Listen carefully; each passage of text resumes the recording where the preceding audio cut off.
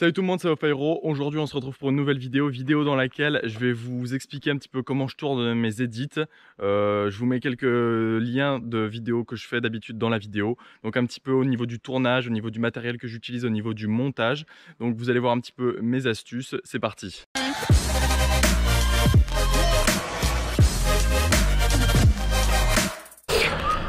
Ensuite, au niveau du matériel, donc je vais vous présenter un petit peu le matériel que moi j'utilise. Donc là, voilà mon sac à dos. Donc ici, vous remarquez un petit tripode, un trépied. Donc ça, c'est vachement pratique. Essayez d'en prendre un pas très encombrant. Je vais vous mettre les liens en fait dans la description de mon matériel. Ensuite, dans mon sac, voilà ce que j'ai. Je vais avoir ici l'emplacement pour ma caméra. Hop. Ici un petit objectif en 55-210. Je vais avoir mon stabilisateur DJI Osmo Mobile 3. C'est un stabilisateur seulement pour smartphone. Un micro Rode. Donc ça c'est pour ceux qui filment avec caméra. Ben voilà, j'ai oublié de l'éteindre. Ça c'est un super micro, ça vaut 140 €. En fait le son c'est hyper important dans une vidéo. Le son c'est 50%. Peut-être moins en vélo du coup parce qu'il y a de la musique. Mais un bon micro, quand tu entends vraiment bien le bruit des pneus qui roulent, enfin c'est super bien quoi. Et ici c'est pour ma GoPro. Donc la GoPro, il n'y en a pas trop besoin. Mais en gros, ce dont vous avez besoin, c'est votre caméra que vous allez tenir à la main. Vous avez besoin d'un micro pour ceux qui filment avec une caméra, c'est toujours mieux. Un stabilisateur, c'est pas mal pour ceux qui filment avec téléphone. Et un autre objectif, enfin voilà, moi c'est le matériel que j'utilise, mais vous pouvez aussi utiliser un seul objectif. Et un trépied, c'est quand même vachement bien pour des plans stables. Ce qui est pas mal aussi, c'est d'avoir plusieurs batteries. Donc là, je me les suis mises ici et là, j'ai 2 batteries supplémentaires. Je les ai numérotées un petit peu pour savoir au niveau de la charge lesquelles j'utilise et tout ça. C'est pratique. Là, je sais que celles qui sont rechargées, je les mets là. Celles qui sont à recharger, je les mets ici avec les chargeurs. Avoir un sac organisé, c'est pas mal. Donc c'est pas mal d'avoir des batteries pour ceux qui ont une caméra. Et pour ceux qui ont un téléphone, c'est bien d'avoir une batterie externe, surtout si vous avez un iPhone parce que ça se décharge très vite en vidéo. Pour ceux qui filment avec téléphone, c'est pas mal d'avoir ça. En gros, c'est un petit clip qu'on peut agrandir avec pas de vis ici, pas de vis ici. Donc maintenant, on va parler des réglages. Donc pour les réglages, il va y avoir 2 types. Il va y avoir si vous filmez avec votre iPhone, votre téléphone. Donc je dis iPhone parce que moi j'utilise un iPhone. Mais sinon, votre caméra. Donc iPhone, smartphone ou caméra. Premièrement, pour les iPhones, il va falloir passer en 1080p et passer dans les réglages à 60 fps. Sur un iPhone, je vous montre comment passer du coup à 60 fps. C'est très important parce que du coup, vous allez avoir plus d'images par seconde et donc vous allez avoir une image plus fluide. Vous allez pouvoir faire des ralentis jusqu'à 50% de la vidéo. Après, ça dépend. Si vous avez de la 2,7K 60 fps, allez-y. Et si vous avez de la 4K 60 fps, allez-y aussi. Surtout si vous avez un PC qui peut monter en 4K. Et enfin pour la caméra, alors moi les réglages je les ai fait avec les conseils de différents vidéastes et aussi en affinant avec ma propre caméra. Mais pour une vidéo comme vous avez vu au tournage où vous allez voir plus tard dans la vidéo, je me mets généralement, donc moi elle fait à 50 IPS, donc c'est pareil, c'est les FPS, IPS, mais moi ça propose 50 à 1 centième ou 1 125e de seconde. Généralement on dit que la vitesse d'obturation ça doit être 2 fois le nombre d'FPS. Donc si je suis à 50 FPS, je me mets à 1 centième. Si je suis à 60 FPS, je me mets à 1 120e, donc 1 125e, etc. Si je suis à 25 FPS, je me mets à 1 50e et voilà. Ensuite, je me mets entre ISO 100, donc c'est le plus sombre, ISO 100, allez on va dire maximum, ISO 400, 800 grand maximum si vraiment il fait noir. Et enfin, au niveau de l'ouverture, F16 maximum. Si vous voulez faire un plan du pilote avec vraiment du flou d'arrière-plan, vous allez avoir une ouverture, une grande ouverture, je sais plus, enfin en gros un F2.8, 3.5. Et par contre, pour filmer vraiment du vélo, là maximum F16, comme ça vous aurez une plus grande, sur l'image, une plus grande partie sera nette, oui. Ensuite au niveau de la couleur et tout ça, je suis pas encore professionnel, moi je vous donne vraiment mes conseils. Je débute et je suis encore en train d'apprendre. Donc après la retouche, le mieux c'est de filmer le plus neutre possible et le plus standard possible dans les couleurs. Et après faire votre étalonnage, c'est-à-dire faire la retouche de la vidéo au montage. Voilà.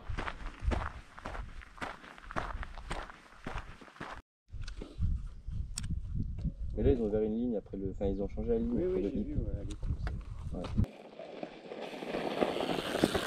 Arrive avec plus d'énervement. Comme si tu venais de faire la montée. Ouais, un truc, genre tu pars de là. Ouais. Donc tu seras en premier. Tac, tac, tu t'équipes. Là, je fais un petit mouvement comme ça. On va refaire ton plan. Hop, ça fait mouvement. Et moi, je reprends comme ça. Tu partiras de plus loin. Parce que là, je t'ai pas bien eu dès le début. Ouais, c'est bon, on fait ça. Ok. Je pars de là-haut. Ouais, Louis, tu commences à monter. Et Alvaro, tu vas là-bas. Ouais, masque et gants sur la tête. Comme si tu roulais déjà.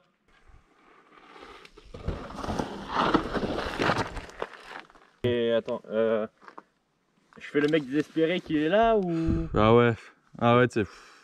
Genre là tu te casses. Ah ouais, et genre là tu te casses. Et ensuite on fera un plan de Alvaro. Viens. Et hop, qui essaie, tu vois, tu essaies de prendre large. Et là moi je te prends comme ça. Et là ça saute comme ça. Donc déjà plan de large, genre tu le vois et t'es désespéré. Tu vois juste après son coucou. Comme tu veux. Et je pars presque. directement après. Ouais, je pense qu'on peut faire ça. On va le refaire du coup. Voilà.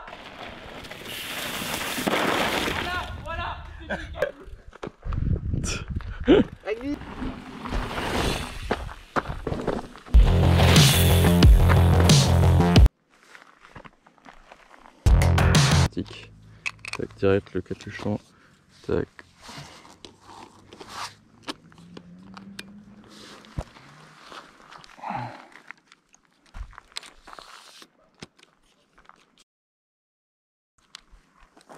Là du coup je vais mettre, je vais changer mes FPS. Donc là je passe à 100 FPS, 100 IPS, donc les images par seconde, pour pouvoir faire un ralenti. Ok, c'est quand vous voulez.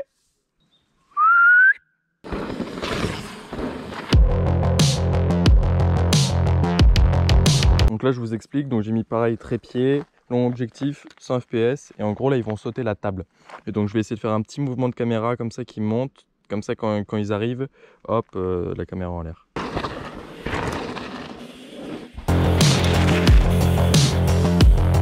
Ce qui est pas mal, c'est de connaître la piste du coup à l'avance. Là, je sais qu'il y a une petite double là. Donc après, c'est de s'imaginer les plans, s'imaginer quel objectif il faut. Si vous êtes au téléphone, il faut vraiment être hyper stable. Il y a des petites techniques pour marcher. Marcher talon pointe pour essayer d'être le plus stable possible. C'est un truc qui va venir peut-être naturellement pour essayer d'être stable, mais voilà. Et alors? Tu peux pas faire des photos encore plus près, non? Oh, attends, vas-y là, ça c'est stylé.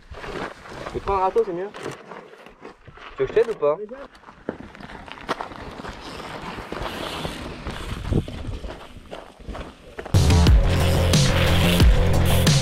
Tu veux même pas nous montrer? Chut.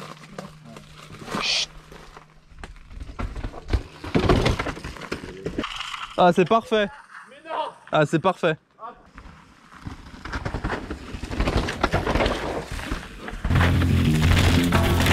Je fais un plan de là, genre comme ça, même encore plus loin en fait parce que je vois pas tout, où on voit Alvaro qui passe là et hop Louis qui passe derrière.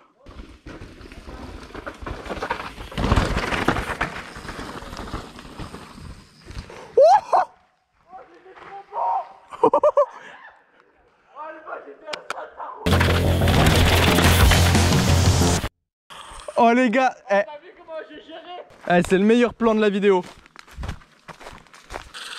Oh, c'est incroyable. T'as vu ça? Trop beau. C'est trop bien.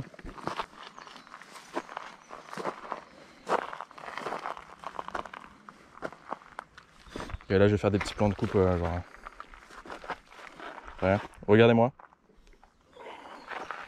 Comme ça. Donc là du coup on passe à la partie montage. Donc moi généralement je monte soit avec une enceinte soit avec le casque pour avoir un meilleur son. Donc là sur mon logiciel j'utilise soit Premiere Pro soit Filmora X. Je gère mieux Filmora X ou Filmora 9, c'est à peu près la même chose. Donc là en gros ce que j'ai fait c'est que j'ai mis déjà mes vidéos, tous mes rushs. Donc normalement il faudrait un peu mieux les trier. J'ai mis aussi mes musiques que j'avais préalablement choisies. Donc déjà on peut essayer de placer la musique parce que généralement on choisit la musique avant puis la vidéo. Donc ça je crois que j'ai pris une musique un peu calme et une musique énervée. Donc la musique énervée et la musique calme. Voilà, donc là je mets ma musique calme sur ma timeline. Hop. De toute façon on n'allait pas tout prendre donc je vais un petit peu enlever.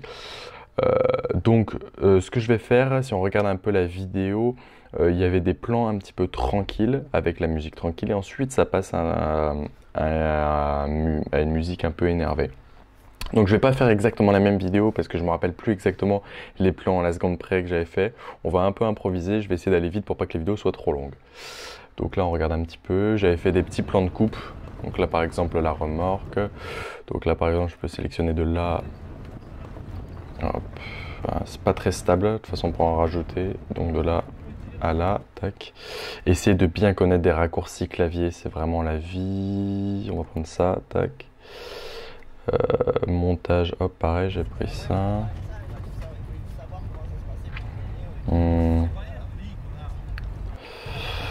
Hop, tac, la main sur le volant, même on va décaler un petit peu ça et ça, hop, on le fait glisser. Là pour le moment, on choisit un petit peu les plans, moi je les glisse dans ma timeline. Tout le monde a des manières de monter différentes. Moi je monte un peu comme ça, enfin ça dépend un peu le style de vidéo. Tac. Ici on voit qu'on a le panneau 70. On peut le mettre un peu au ralenti parce que là ça va un peu vite. Généralement quand on filme à 60 ou 50 fps, on met pas en dessous de 50% de la vidéo. Donc là tu vois je peux pas ralentir à plus de 50. Donc je me mets là. Après là moi je vais mettre un peu moins lent. Là si on regarde. Hop voilà. Donc là, je vous conseille quand vous avez un ordinateur qui lag un peu ou des plans surtout en 4K, hop, vous baissez la qualité. Donc c'est-à-dire que quand ça va aller lire, ils vont être hyper pixelisés. Donc là, moi, je vais mettre en 1/4 pour pas que ce soit dégueulasse non plus. Donc voilà, déjà là, c'est plus fluide. Ou sinon, vous pouvez faire un rendu pour une prévisualisation plus fluide. Donc là, c'est rapide parce que j'ai pas beaucoup de plans, mais généralement, moi, j'ai un peu la flemme parce que ça prend du temps. Et là, du coup, ça va être hyper fluide. Là, on voit qu'on a un petit passage et idéalement, il faudrait en fait mettre le changement de plan à ce changement de rythme. Là, on l'entend. Hop. Donc, on essaie de voir un peu où il est, on essaie de se mettre dessus. Hop. Voilà, là, c'est pas mal. Là, on l'a loupé, par exemple, il serait... Hop, on va juste mettre lui. Il serait là. On voit que si on fait ça, voilà le schling.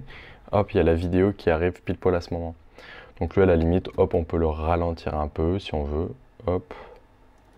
Et du coup, ça fait... Voilà, c'est sympa. Le son un peu du camion, des gens qui parlent, on s'en fout. Petit raccourci clavier, hop, on met en mute la vidéo. Tac. Et du coup, on n'a pas le son arrière.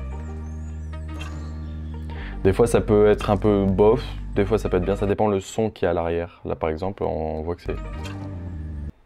Bon, là, on n'entend pas trop, mais on entend un petit frottement. Donc, imaginons, bon, on a fait ça. On a fait notre petit truc. On peut, par exemple, mettre une petite transition. Moi, je vais dans mes transitions. Tous les logiciels de montage sont différents. Il faut un peu le prendre en main. Là, moi, je suis dans mes favoris. Je vais mettre un petit fondu de noir à là. Et là, du coup, on passe à des plans avec les riders. Donc là, c'est Louis. Donc là, du coup, ça arrive là. Hop, je mets mon petit in. Ça commence, allez, ça commence même là. Tac. Là, je prédécoupe en fait la vidéo avant même qu'elle soit dans la timeline. Hop. Là, on peut s'arrêter ici. De toute façon, après, on pourra le rebouger. On va dire qu'on se met là, qu'on met une petite transition. Hop, qu'on la replie.